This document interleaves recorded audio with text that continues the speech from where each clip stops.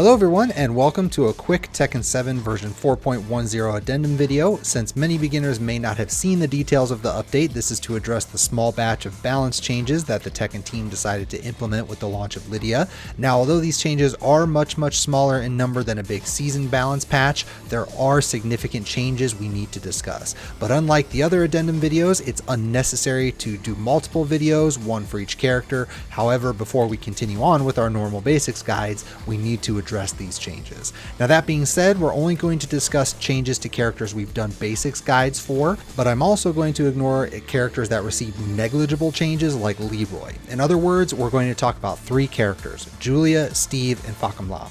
Luckily, this represents the vast majority of the balance changes, and make no mistake, this was a nerf patch, so if you play any of these three characters, brace yourself, maybe go take a hot bath and come back because it's going to get rough. So with that, we're going to jump right in, and we're going to start with Julia since her changes are the fewest in number and the easiest to explain.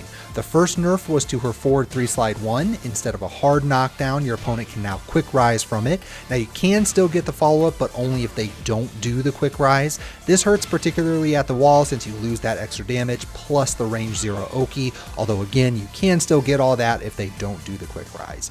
Next, her up forward 1 is now punishable and leaves you closer to your opponent on block, thus making the punish easier. It's really tough losing a safe mid counter hit launcher that could go under highs. It still does all of that now, but it's more of a pure read option since -12 can lead to some hefty punishes. Next, sidestep 4 no longer knocks down on counter hit. This one is another tough hit to take because you might recall that this already got nerfed in season 4 from being +3 on hit down to 0. Based on Namco's notes, it sounds like they never intended it to yield that much reward given its ease of use, so now you get a big toe stun. And lastly, a minor change, up forward 3+4 was reduced a couple points of damage from 30 down to 27. Okay, so now let's talk about Steve. Poor Steve players, man, they're going to need their own support group soon. So the big one is down forward 2, which is no longer homing. In fact, it's now weak to step in both directions, so the utility in that respect has now suddenly become a weakness. Supposedly the hitbox was expanded downward, but it doesn't hit grounded or anything like that. I don't think the move is useless since it's still a safe, quick, mid counter hit launcher, but it's probably now mediocre relative to his move list considering how many other strong mid and counter hit tools he has. Regardless, Steve players are not taking that one well. The next big change is back 1 back, which is the flicker transition. They added more vulnerable frames to the transition, 3 frames, so says the patch notes. You can still block pretty quickly from it, just not quite as fast or quite as early. This is a pretty fair nerf, I think. There's no change to anything on block. Instead, it's merely designed to provide a minutely larger window to be able to punish a whiffed back 1. But again, you can still block pretty quickly after the whiff, so it's still, not bad on whiff, which is very unusual for moves in general to be that good when they whiff. Another change I think is noteworthy is Albatross 2. A lot of standard juggles with Steve use this as an ender because it carried so far while still allowing a wall follow-up from long range. They reduced the juggle carry distance, so that's going to be much harder now. The move is unchanged otherwise. All of the other changes are kind of minor. The first hit of his Rage Drive and Flicker Back 2 both had their damage reduced, which was a theme with the original Season 4 patch. Down 1 is now -2 on hit, which was another theme in the original Season 4 patch. Forward 2, 1 slide 2, and down forward 1, 2 slide 2 are both now -10 compared to -9, so they're actually punishable now. These changes certainly aren't nothing, but it seems the dev team wasn't finished rolling back the Steve power creep in the original Season 4 patch, so these seem to fit with those changes and in many ways don't feel that surprising. Now again, I know that Steve players are really pissed about that down forward 2 change, but if you're a dedicated Steve player, I can tell you that Steve is still fine. Maybe he's not top tier busted anymore, but for instance, his whole move list has always been designed to stop sidestep, so not having that really easy homing option isn't a deal breaker by any means, and despite the couple frame nerfs, he's still an incredibly safe character that's really good at capitalizing on counter hits. So just keep doing what you've been doing, minus down forward 2, and you'll be fine. And finally, we come to the real loser in this patch, Fahkumram.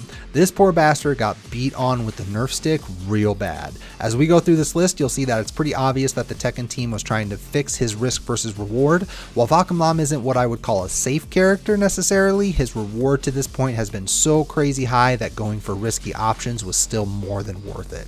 Now that seems to have changed a little. First, a couple of damage changes. The first hit of his Rage Drive now does 25 damage instead of 35, and the last hit of his back 4-3-2 string does 21 instead of 27. These are not insignificant. The Rage Drive nerf represents a decrease of almost a third, and the back 4-3-2 nerf is roughly a 20% decrease. You're still going to use both. For instance, back 4-3-2 is still your best option for wall splats where you can't hit the 4-3-2 string. Also, down 4 dropped from 18 to 15, although it's only 3 damage, this actually is a big hit for a low poke. When it comes to unseeable low pokes, getting close to 20 is considered top tier damage, and as you approach 10, it becomes low tier damage. So basically, this went from being top tier damage to average. Considering the bigger life bar in Season 4 and the fact that it's still launchable on block, this one will hurt too. This also applies to the second hit of 4-4. But as I said, these are all sizable reductions. Now we're just going to have to work our way down the list because there are a lot of changes, and unfortunately they're all bad. 1-1 got dunked on. You no longer get a knockdown on counter hit for the second hit, and it does less damage. So one of your main threats against people trying to randomly duck and punish is now completely average at best. And then 1-4 took a big hit as well. No more spin on it, so only +3 instead of +16. Looking at the notes, it seems that they felt his jab string options were way too strong, so they nerfed 2 of the better options. The change to 1-1 is going to hurt a lot in particular. Similarly, they tweaked his 3 string. 3 by itself is now -9 instead of -6 on block, and +2 instead of +5 on hit. This is definitely a nerf, but -9 at least is still safe and it's still long range. But with the weakened sidestep from an earlier nerf, -9 even at max range definitely means an end to your turn. They also slapped 3-4 a little bit. It now does a couple points less damage, but it no longer gives the knockdown on normal hit. Instead, you'll only get that on counter hit. In the same vein as 1-1, this is a sizable hit to his reward for reading people trying to duck against the second hit of his strings. Down forward 1 took a similar hit as standing 3. It's now -5 instead of -3 on block, and +4 instead of +6 on hit. No other changes to it or to any of the subsequent string paths. Still very good by itself, and with the strings, just marginally less good. Down forward 3 probably got the second worst hit in terms of frames. It's now -2 on hit instead of -1, but it's also -13 instead of -12 on block. That single frame now means a bunch of characters can launch him for it now, or at the very least, many characters can get a much bigger punish on it. That's pretty rough, especially since this is one of his lower reward moves. The primary strength of it is speed and damage, but the damage aspect was good merely for a poke. You get nothing special like a crush or a counter hit knockdown or anything like that. I guess the speed was enough to make the dev team think it needed to be more punishable, but this is also important because if you block a low from Fahkumram now, you can now always use a 13 frame punish and it should hit. Your opponent no longer has to worry about blocking down forward 3 and having to switch to something smaller like a wall standing 4 or whatever. And the final big change, which I actually find kind of funny, is down 3+4. This move got absolutely neutered. It took a damage hit from 20 to 15, so a 25% reduction. It went from +1 to 0 on hit, and it went from -13 to a whopping -17 on block.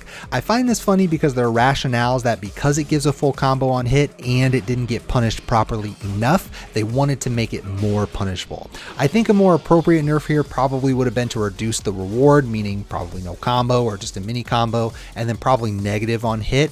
I'm just making a guess here, but this feels like a nerf targeted at lower levels. For beginners and perhaps lower intermediate players, it's obvious that you can punish a traditional reversal when it whiffs, but when that reversal is also an attack, it can get a little confusing. So it was probably cleaning house at lower levels, but regardless, it's absolutely a hard read move now. Lastly, some minor changes. Forward 1+2 has less pushback. Still a good move since it's a safe mid wall bounce with tons of range. You're just being forced more to commit to defense afterwards.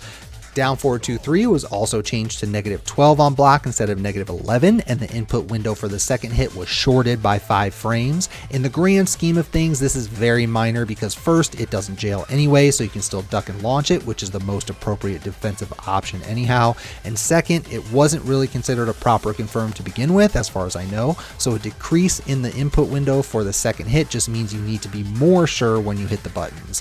But strictly speaking, this should really only be used for punishing to begin with, so these changes just bring it more in line with that functionality. And that's it for the changes. Like I said, we're ignoring negligible changes and changes to characters we haven't done a guide for yet, but these are important changes to these 3 characters, so it was crucial for me to get this up for any newcomers that watch those guide videos and are confused why things work differently now. On that note, you can expect part 1 of the next guide video sometime this weekend. We are going to be doing Fang next. And with that, thank you for checking out this video. Don't forget to like and subscribe here on YouTube. Also be sure to turn on notifications if you'd like to get alerted as soon as a new vid is uploaded. I also try to stream whenever I can, so the link to Twitch is down in the video description below. You will find Twitter and Facebook links down there too. Lastly, special thanks to our 3 patrons, Tato, Apples, and Overhaul. That support means a lot. Patreon is definitely the best way to support your favorite content creators, and the more support the channel gets, the more content I can afford to do. Stay safe everyone, and we'll see you next time.